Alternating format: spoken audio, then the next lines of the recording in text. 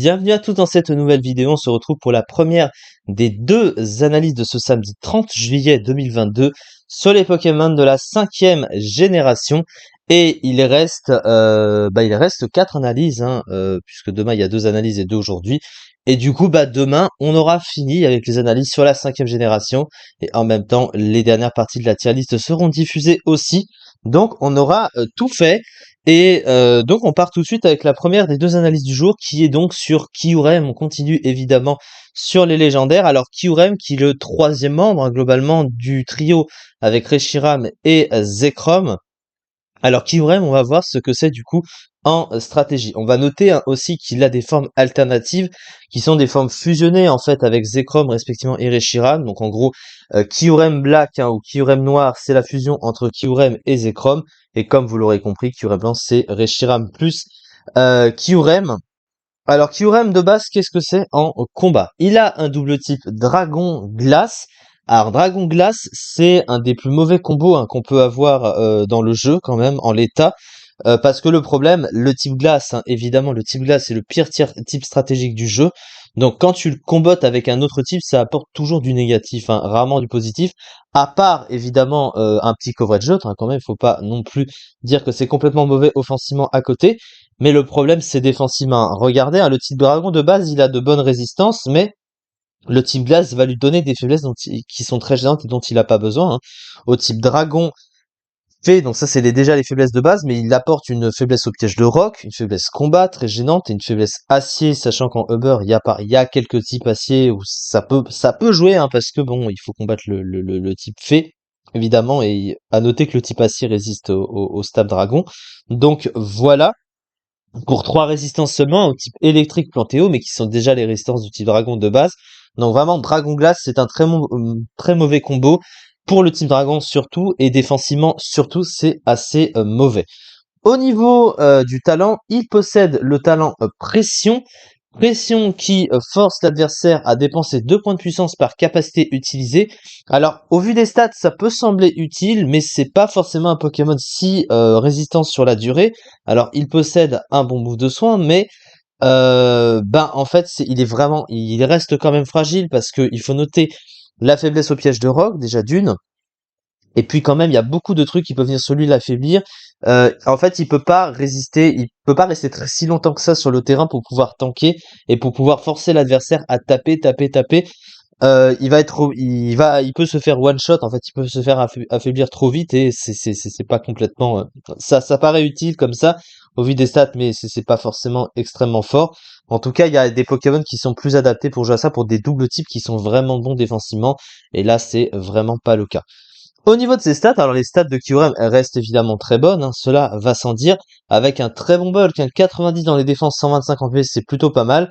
Une vitesse de 95 qui est moyenne, mais bon, voilà, pas si pire non plus. Surtout qu'il a accès à Danse Draco. À côté des stats offensives qui sont bonnes, 130 en attaque, 130 en attaque spéciale. Alors c'est vrai que comparé à d'autres légendaires, c'est moins fort, mais ça reste de bonnes statistiques offensives évidemment. Alors, on va tout de suite passer à son move pool à présent. Alors du coup, son move pool, qu'est-ce que ça donne? Alors, il a plutôt un move pool assez correct. Alors, offensivement, sur le physique, il a du coup Danse Draco, bien sûr. Il a sur ses stats, Draco Griffe ou Colère, des trucs assez classiques. Par contre, sur le plan offensif, c'est vrai que sur le physique, il a pas grand-chose. Alors, il possède que Icicle Spear. Alors ça a quand même l'avantage d'être stabé, ça peut taper plusieurs fois, et par exemple pour ceux qui veulent se cacher derrière un clone, c'est plutôt correct, mais il possède ni éclat glace, une priorité de type glace qu'il aurait pu avoir, et il ne possède pas d'autres trucs à côté. Donc voilà, il n'a pas chute glace notamment. Donc il est quand même un peu restreint offensivement sur le physique. Par contre sur le spécial, il a de bons trucs, puisqu'il a Draco Météore, Telluriforce, Luminocanon, Freeze Dry, qui est super efficace sur les types eau, Exploforce également, Laser Glace bien sûr. Donc voilà, sur le plan du spécial, il a plus de choses que sur le physique, alors qu'il a accès à Danse Draco. Son beau-full de soutien est très limité par contre. Alors il possède quand même l'accès à atterrissage, donc il a un bouffe de soin, ça c'est évidemment toujours bon à prendre, mais à côté il fait pas grand chose, il a vraiment pas énormément, enfin il a presque pas de capacité de soutien ce Pokémon, ce qui est un petit peu dommage, clairement du coup ça le rend un petit peu prévisible globalement, parce qu'il a pas vraiment grand chose à ce niveau-là. Alors, sa fiche stratégiques, d'excellentes statistiques offensives, de très bons PV, de bonnes défenses et une vitesse intéressante, un bon bouffon offensif, faible au piège de roc, double type médiocre défensivement. Du coup, ce Pokémon, alors il se classe en Uber quand même. Alors il était redescendu puis il est remonté Uber, mais il est que 84e du tiers hein, avec 0,23%. Alors maintenant, on va rapidement parler de ces deux formes. Alors je vais pas m'étaler dessus parce que c'est que des formes fusionnées. En gros, il y a que les stats hein, qui changent pas le move pool. Parce que regardez, bon, les stats sont nettement meilleurs. Hein. Alors ça conserve le même double type, cela dit, ça prend pas le type de Zekrom ou de Reshiram. Donc voilà, ça reste les mêmes problèmes, mais les stats, bon, 170 en attaque, 120 en attaque. Ouais, c'est des stats complètement abusés. Et pour la forme Kyurem blanc, bah ils ont juste inversé les stats offensives spéciales, etc. Après, le Moufoul est cumulé. Il est un petit peu que vous voyez qu'il y a des attaques qui reviennent. Donc ça reste voilà, ça reste assez correct, mais ça apporte pas non plus grand chose. Non, il y a des attaques qui reviennent pas hein, des Pokémon. D'ailleurs, c'est un petit peu bête hein, parce que c'est les deux Pokémon qui fusionnent, donc t'es censé retrouver les mêmes moves globalement. Mais voilà, bon, les stats sont de toute façon meilleurs offensivement, donc on se doute hein, qu'à ce niveau-là, ils sont forts, on va dire qu'ils sont mieux classés par rapport à leurs stats. Mais au final, par rapport à d'autres Pokémon de l'Uber, hein, il y a beaucoup de trucs hein, qui sont meilleurs que ça.